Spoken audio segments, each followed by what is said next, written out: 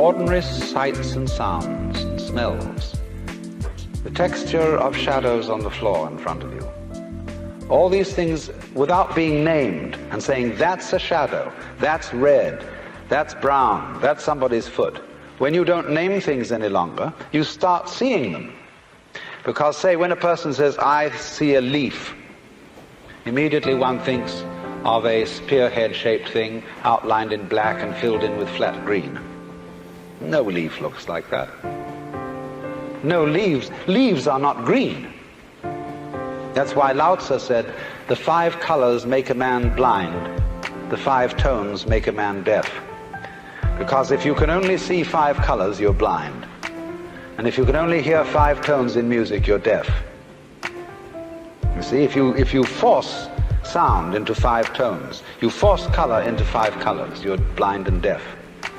The world of color is infinite, as is the world of sound.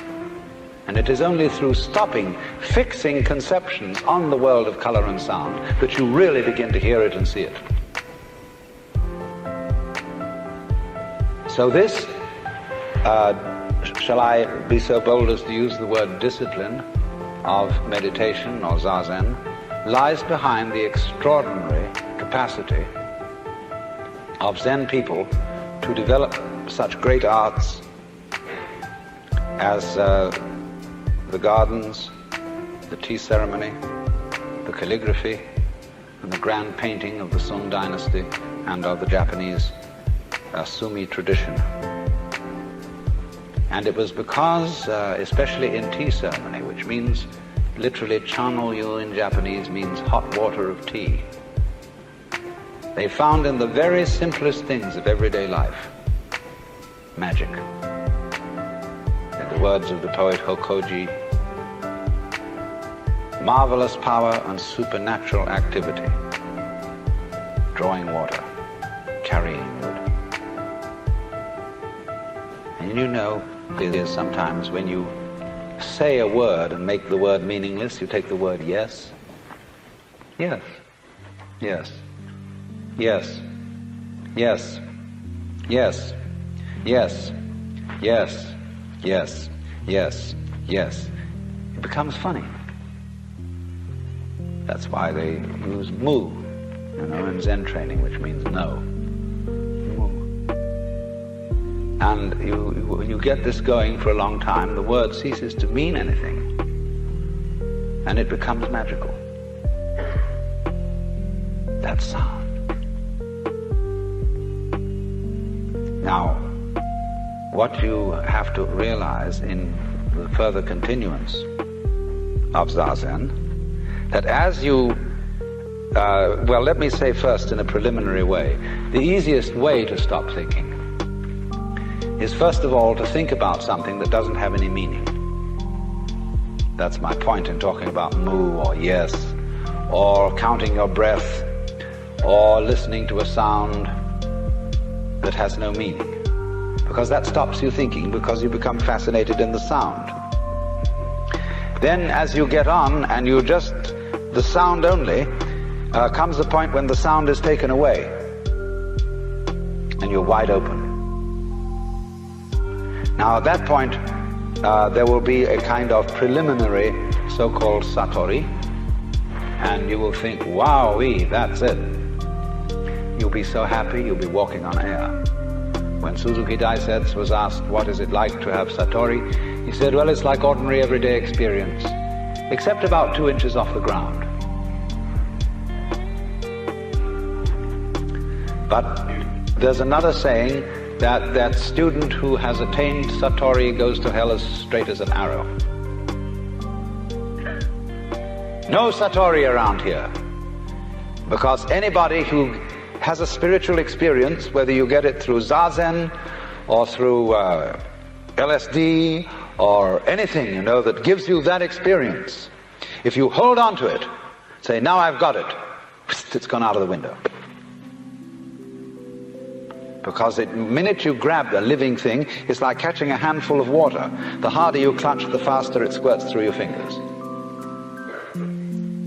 There's nothing to get hold of, because you don't need to get hold of anything. You had it from the beginning. Of course, you can see that by various methods of meditation. But the trouble is the people who come out of that and brag about it. Say, I've seen it. Equally intolerable are the people who study Zen and come out and brag to their friends about how much their legs hurt and how long they sat and what an awful thing it was. They're sickening. Because the discipline side of this thing is not meant to be something awful. It's not done in a masochistic spirit or a sadistic spirit. Suffering builds character. Therefore, suffering is good for you. When I went to school in England, the basic premise of education was that suffering builds character. And therefore, all senior boys were at liberty to bang about the junior ones with a perfectly clear conscience, because they were doing them a favor. It was good for them. It was building their character. And as a result of this kind of attitude, the word discipline has begun to stink. It's been stinking for a long time. But we need a kind of entirely new attitude towards this, because without that quiet and that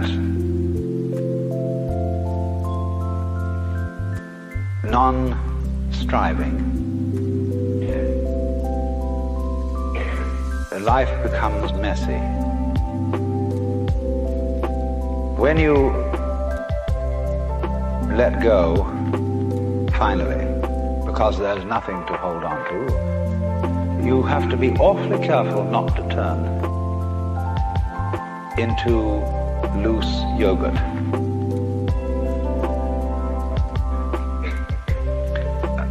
Let me give two opposite illustrations. When you ask most people to lie flat on the floor and relax, you find that they are full of tensions because they don't really believe that the floor will hold them up. And therefore they're holding themselves together, they're uptight. They're afraid that if they don't do this, even though the floor is supporting them, they'll suddenly turn into a gelatinous mass and trickle away in all directions. Then there are other people, when you tell them to relax, they go like a limp rag. See? But you see, the human organism is a subtle combination of hardness and softness, of flesh and bones. And the side of Zen, which has to do with neither doing nor not doing, but knowing that you're it anyway and you don't have to seek it, that's Zen flesh. But the side in which you can come back into the world with this attitude of not seeking and knowing you're it and not fall apart, that requires bones. And one of the most difficult things, belongs to, of course, a generation we all know about that was running around some time ago, where they caught on to Zen and they started anything goes painting. They started anything goes sculpture. They started anything goes way of life. Now I think we're recovering from that today. At any rate, our painters are beginning once again to return to glory, to marvelous articulateness and vivid color. Nothing like it has been seen since the stained glass of Chartres. That's a good sign. But it requires that there be in our daily use of freedom, and I'm not just talking about political freedom, I'm talking about the freedom which comes when you know that you're it forever and ever and ever. And it'll be so nice when you die, because that'll be a change, but it'll come back some other way. And when you know that and you've seen through the whole mirage,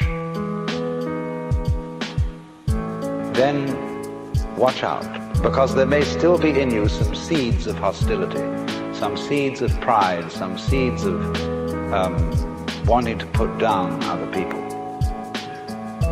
or wanting just to defy the normal arrangements of life. So that is why, in the order of a Zen monastery, various duties are assigned. The novices have the light duties, and the more senior you get, the heavy duties. For example, the Roshi very often is the one who cleans out the benjo, the toilet. And everything is kept in order. There is a kind of beautiful, almost princely asceticism. Because by reason of that order being kept all the time, the vast free energy which is contained in the system doesn't run amok. The understanding of Zen, the understanding of awakening, the understanding of, well, we'll call it mystical experience, is one of the most dangerous things in the world. And for a person who cannot contain it, it's like putting 1,000,000 volts through your electric shaver. You blow your mind and it stays blown. Now, if you go off in that way, that is what would be called in Buddhism a pratyeka Buddha, private Buddha. He's one who goes off into the transcendental world and is never seen again. And he's made a mistake from the standpoint of Buddhism, because from the standpoint of Buddhism there is no fundamental difference between the transcendental world and this everyday world. The Bodhisattva, you see, who doesn't go off into a nirvana and stay there forever and ever, but comes back and lives ordinary everyday life to help other beings to see through it too, he doesn't come back because he feels he has some sort of solemn duty to help mankind and all that kind of pious cant. He comes back because he sees the two worlds are the same. He sees all other beings as Buddhas. He sees them, to use a phrase of G.K. Chesterton's, but now a great thing in the street seems any human nod, where move in strange democracy the 1,000,000 masks of God. And it's fantastic to look at people and see that they really, deep down, are enlightened. They're it. They're faces of the divine. And they look at you and say, oh no, but I'm not divine, I'm just ordinary little me. And you look at them in a funny way, and here you see the Buddha nature looking out of their eyes straight at you and saying it's not. And saying it quite sincerely. And that's why when you get up against a great guru, the Zen master or whatever, he has a funny look in his eyes. When you say, I have a problem, Guru, I'm mixed up and I don't understand, he looks at you in this queer way. And you think, oh dear me, he's reading my most secret thoughts. He's seeing all the awful things I am, all my cowardice, all my shortcomings. He's not doing anything of the kind. He isn't even interested in such things. He's looking at, if I may use Hindu terminology, he's looking at Shiva in you, saying, my God, Shiva, won't you come off it?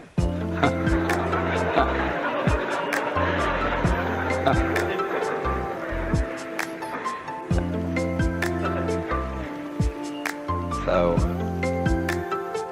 then you see the Bodhisattva, who is, I'm assuming, quite a knowledge of Buddhism in this assembly. But the Bodhisattva, as distinct from the Pratyeka Buddha, Bodhisattva doesn't go off into nirvana. He doesn't go off into permanent, withdrawn ecstasy. He doesn't go into a kind of catatonic samadhi. That's all right. There are people who can do that. That's their vocation. That's their specialty, just as a long thing is the long body of Buddha, and a short thing is the short body of Buddha. But if you really understand that Zen, that Buddhist idea of enlightenment, is not comprehended in the idea of the transcendental, neither is it comprehended in the idea of the ordinary. Not in terms of the infinite, not in terms of the finite. Not in terms of the eternal, not in terms of the temporal, because they're all concepts.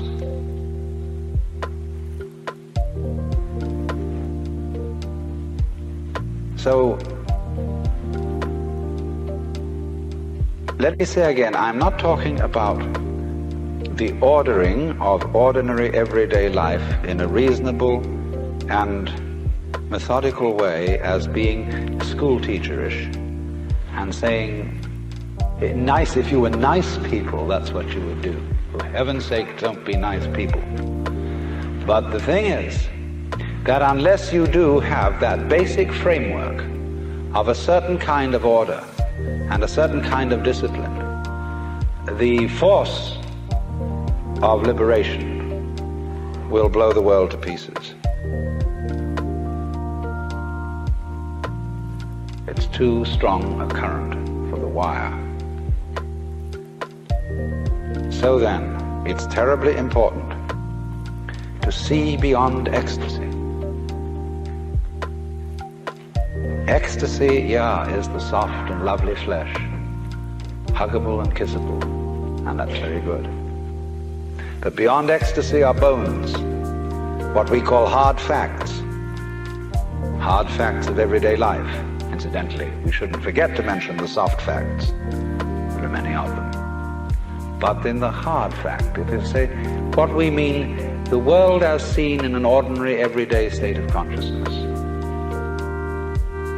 To find out that that is really no different from the world of supreme ecstasy. Well, it's rather like this. Let's suppose, as so often happens, you think of ecstasy as insight, as seeing light. There's a Zen poem which says, a sudden crash of thunder, the mind doors burst open, and there sits the ordinary old man. See, there's this sudden vision, Satori, breaking, wowie! And the doors of the mind are blown apart. And there sits the ordinary old man. That's just little you, Lightning flashes, sparks shower. In one blink of your eyes, you've missed seeing. Why? Because here is the light. The light, the light, the light. Every mystic in the world has seen the light. That brilliant, blazing energy, brighter than 1,000 suns, which is locked up in everything. Now imagine this. Imagine you're seeing it. Like you see aureoles around Buddhas. Like you see the beatific vision at the end of Dante's Paradiso. Vivid, vivid light, so bright that it's like the clear light of the void in the Tibetan Book of the Dead. It's beyond light. It's so bright. And you watch it receding from you. And on the edges, like a great star, there becomes a rim of red. And beyond that, a rim of orange, yellow, green, blue, indigo, violet. You see this great mandala appearing, this great sun. And beyond the violet, there's black, black like obsidian, not flat black, but transparent black like lacquer.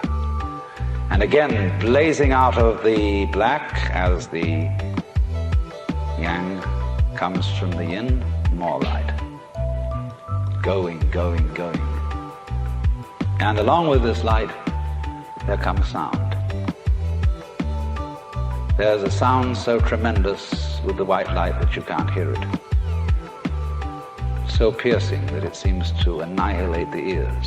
But then along with the colors, the sound goes down the scale in harmonic intervals, down, down, down, down, until it gets to a deep, thundering bass, which is so vibrant that in turn it turns into something solid, and you begin to get the similar spectrum of textures. Now all this time you've been watching a kind of a thing radiating out.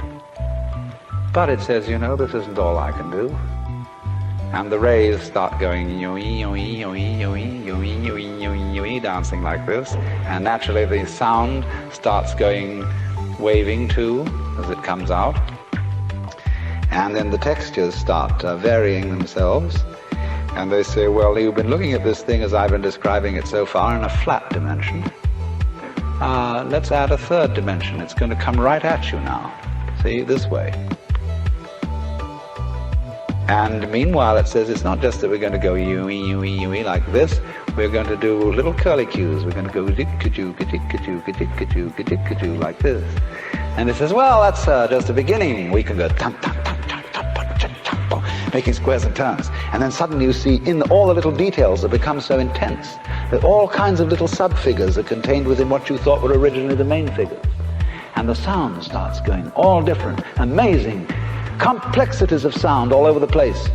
And this thing's going, and you think you're going to go out of your mind, and suddenly it turns into, why, us sitting around here.